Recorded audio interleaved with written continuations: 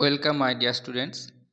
আজকে আমরা যে বিষয়টি নিয়ে আলোচনা করব সেটি বর্তমানে ক্লাস 12 এবং নতুন সিলেবাসের ক্লাস 11-এর ফার্স্ট সেমিস্টারের অন্তর্গত।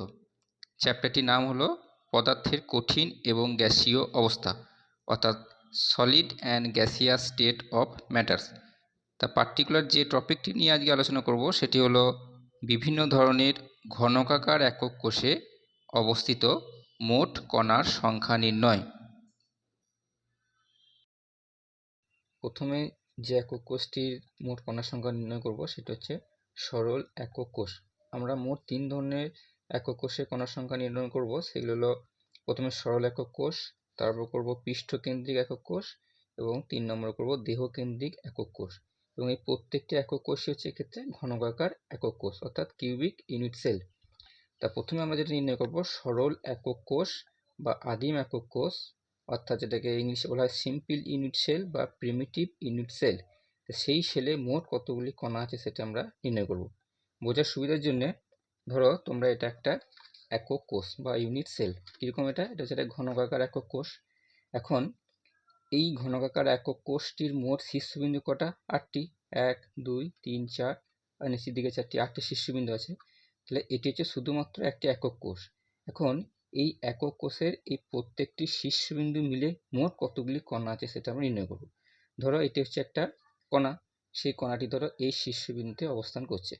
তাহলে এখন আপাতদৃষ্টিতে দেখে মনে হতে পারে যে এই কণাটি এই শীর্ষবিন্দুতে অবস্থান করছে, মানে পুরোপুরিভাবে এই কণাটি এই একক কোষের অন্তর্গত। কিন্তু তা তো নয়, কারণ এই যে একক কোষ, আমরা জানি যে কোনো একটা ক্লাস যখন তৈরি হয় তখন কি পরপর এই ধরনের একক কোষগুলি একটার পর একটা পাশাপাশি মিলিত হয়। ধরো এই একটা একক কোষ, এখানে একটা একক কোষ, এইভাবে একক কোষগুলি পরপর মিলিত হয়েছে। এখন আমরা ধরে নিচ্ছি এই যে একক কোষটি রয়েছে সেখানে যে একটি কণা রয়েছে, ধরো এই কর্নারে, সেই কর্নারে এই কণাটির কত ভাগ অংশ রয়েছে। এখন দেখো এই কণাটি যদি এই কর্নারে এই অবস্থানে অবস্থান করে, তাহলে এই কণাটিকে মোট কতগুলি একক কোষ সমানভাবে ভাগ করছে। এই তলে হচ্ছে 4টা একক কোষ। ঠিক একইভাবে এই যে 4টি একক কোষ রয়েছে এর উপরও তো আবার 4টি একক কোষ বর্তমান।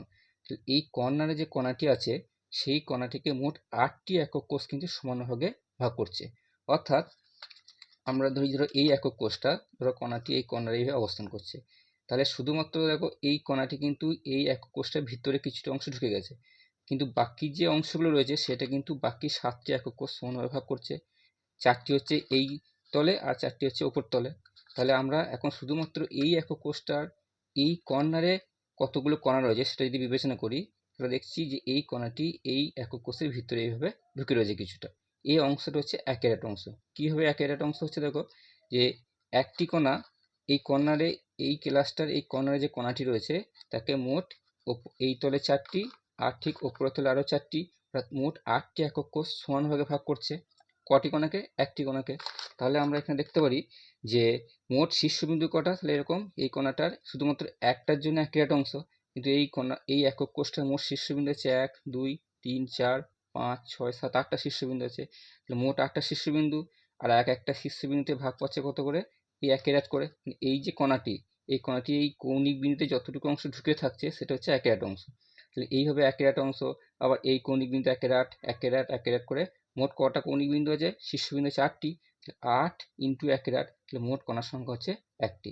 তাহলে আমরা একটু আগে বললাম যে এই একক কোষটার এই কৌণিক বিন্দুতে একটি কণা ঢুকে থাকা মানে আপাতদৃষ্টিতে মনে হতে পারে যে এই কণাটি পুরোপুরিভাবে এই একক কোষের অংশ, কিন্তু পুরোপুরি একক কোষের অংশ নয়। তাহলে আমরা দেখতে পাচ্ছি যে একটি একক কোষ, এরকম ঘনকাকার একক কোষ, সেটা যদি সরল একক কোষ হয়, কারণ সরল একক কোষের কণাগুলি শুধুমাত্র কোন বিন্দুতে অবস্থান করে? শীর্ষবিন্দুতে। বাকি কোথাও কিন্তু কণাগুলি অবস্থান করে না। তাহলে শুধুমাত্র শীর্ষবিন্দু যদি অবস্থান করে, একটি একক কোষের ক্ষেত্রে মোট কণার সংখ্যা হচ্ছে 8টি শীর্ষবিন্দু ইন্টু এক একটি শীর্ষবিন্দুতে কণার ভাগ হচ্ছে একেরাট করে, অর্থাৎ মোট একেরাট ইন্টু আর সমান 1টি। এখন ভিডিওর মাধ্যমে যদি আমরা এটা দেখে নিই, দেখো সিম্পল বা আদিম একক কোষের কণাগুলি কেবলমাত্র শীর্ষবিন্দুতে অবস্থান করছে। এখন শীর্ষবিন্দুতে কণাগুলি এইভাবে একে অপরের সাথে টাচ করে আছে। তাহলে একটা শীর্ষবিন্দু কণাগুলিকে এইভাবে মোট 8টি একক কোষ যদি ভাগ করে, তাহলে দেখো এইভাবে কণাগুলি জোড়া লাগছে। একটা ভাগ কত করে? একেরাট করে। এবং মোট একেরাট একেরাট করে 8টা যদি যোগ করি, তাহলে দেখো আমরা 1টি কণা পেলাম। অর্থাৎ প্রিমিটিভ বা সিম্পল একক কোষে মোট কণার সংখ্যা পেলাম একটি। এরপর আমরা বের করব পৃষ্ঠকেন্দ্রিক একক কোষে অর্থাৎ ফেস সেন্টার কিউবিক ইউনিট সেলে মোট কতগুলি কণা আছে।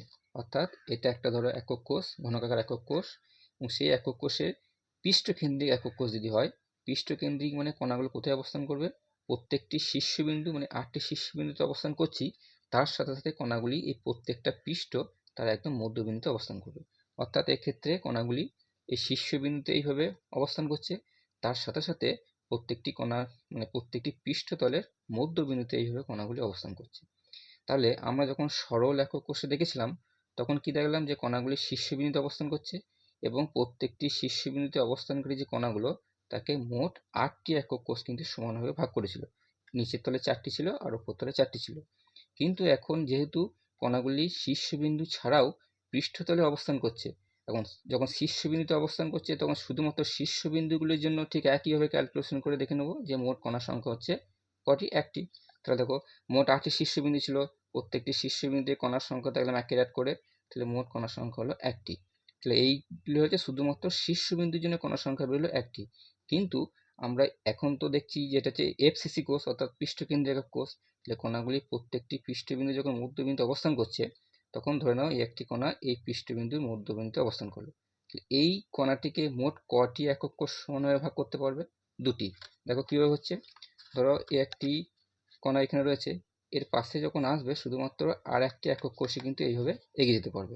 অর্থাৎ পৃষ্ঠকেন্দ্রে যে কণাটি রয়েছে তাকে দুটি একক কোষ সমানভাগে ভাগ করতে পারছে। আর যত একক কোষে আসুক দেখো ওই কণাটাকে কিন্তু টাচ করতে পারবে না, তার অন্যদিকে যাবে, কিন্তু এই কণাটিকে শুধুমাত্র দুটো একক কোষে এইভাবে টাচ করছে।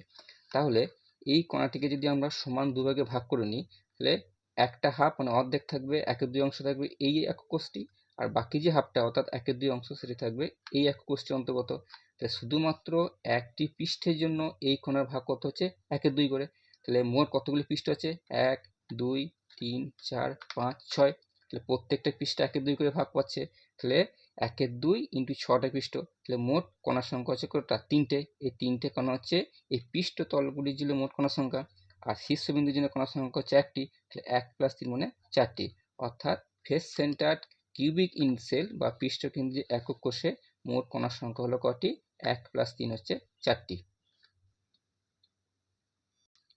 এখন দেখো আমরা যদি পৃষ্ঠকেন্দ্রিক একক কোষ অর্থাৎ এফসিসি কিউবিক ইউনিট সেলের ক্ষেত্রে কণাগুলো 3D ভিডিওর মাধ্যমে দেখি, তাহলে এক্ষেত্রে কণাগুলো কোথায় থাকছে, কেবলমাত্র শীর্ষবিন্দু এবং প্রত্যেকটা পৃষ্ঠের একদম মধ্যবিন্দুতে অবস্থান করছে। তাহলে দেখো কি হচ্ছে, এরপর এখানে কণাগুলি পরস্পরের কাছে এইভাবে টাচ করে থাকে। এখন শীর্ষবিন্দুগুলি ঠিক আগেরভাবেই যেভাবে 8টি একক কোষ ভাগ করছিল সেভাবে ভাগ করে দিচ্ছে, এবং একের আট করে শীর্ষবিন্দুর কণাগুলি যোগ করি, আমরা মোট শীর্ষবিন্দুর জন্য কণার সংখ্যা পাচ্ছি দেখো একটি।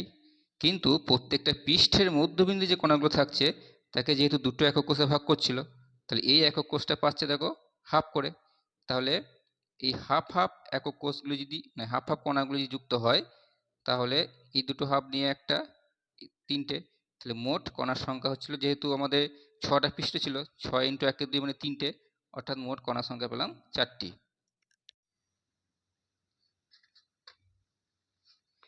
এরপরে আমরা দেহকেন্দ্রিক একক কোষ বা বডি সেন্টার ইউনিট সেল সেই একক কোষে মোট কটি কণার সংখ্যা আছে সেটি বের করব। দেখো বডি সেন্টার বা দেহকেন্দ্রিক একক কোষে কণাগুলি কোথায় অবস্থান করছে, প্রত্যেকটি শীর্ষবিন্দুতে অবস্থান করছি, তার সাথে সাথে এটা যদি একটা একক কোষ হয় অর্থাৎ ঘনকাকার একক কোষ, তার একদম মধ্যবিন্দু আমাদেরকে ইমাজিন করতে হবে, কারণ সেই ভিতরে আমি কণাটাকে এইভাবে বোঝাতে পারবো না। ধরে নাও এই কণাটি এই একক কোষটা একদম মধ্যবিন্দুতে অবস্থান করছে, তাহলে শীর্ষবিন্দুতে যখন অবস্থান করছে তার ক্যালকুলেশনটা ঠিক একইভাবে হবে, 8টি শীর্ষবিন্দু একটিতে একের অ্যাড করে, তাহলে মোট কণার সংখ্যা হচ্ছে শীর্ষবিন্দুর জন্য একটি। কিন্তু একদম দেহের কেন্দ্রে অর্থাৎ বডির সেন্টারে যে কণাটি থাকছে তাকে কিন্তু আর অন্য কোনো একক কোষ যেভাবে আসুক না কেন, ধরো একটা একক কোষ এলো, সে কিন্তু এই একক কোষটার মধ্যবিন্দু যেটা অবস্থান করছে সে কিন্তু একে টাচ করতে পারছে না। তাহলে মধ্যবিন্দুতে অর্থাৎ দেহকেন্দ্রে কণাটি পুরোপুরিভাবে এই একটি একক কোষ অর্থাৎ নিজস্ব এই একক কোষটির জন্য অন্তর্গত। তাহলে দেহকেন্দ্রের জন্য মোট কণার সংখ্যা কটি হলো এই একক কোষটার একটি, তাহলে শীর্ষবিন্দুর জন্য একটি প্লাস দেহকেন্দ্রের জন্য একটি, তাহলে মোট কণার সংখ্যা হলো দুটি। তাহলে আমরা দেখতে পাচ্ছি যে সরল বা একক কোষে সিম্পল ইউনিট সেলে মোট কণার সংখ্যা হচ্ছে 1টি, পৃষ্ঠকেন্দ্রিক বা ফেস সেন্টার একক কোষে মোট কণার সংখ্যা হচ্ছে 4টি এবং দেহকেন্দ্রিক বা বডি সেন্টার একক কোষে মোট কণার সংখ্যা হচ্ছে 2টি। এরপর দেখো body centre cubic unit cell, অর্থাৎ আমরা যদি দেহকেন্দ্রিক একক কোষের ক্ষেত্রে দেখি, একইভাবে শীর্ষবিন্দুর জন্য ঠিক একইভাবেই একের আট করে কণাগুলো যুক্ত হয়ে কণার সংখ্যা 1টি হচ্ছে। এগুলো হচ্ছে শীর্ষবিন্দুর জন্য। আর দেহকেন্দ্রে যেটি ছিল সেটা কিন্তু আর কোনো একক কোষ ভাগ করতে পারলো না, তাহলে মোট কণার সংখ্যা হলো 2টি।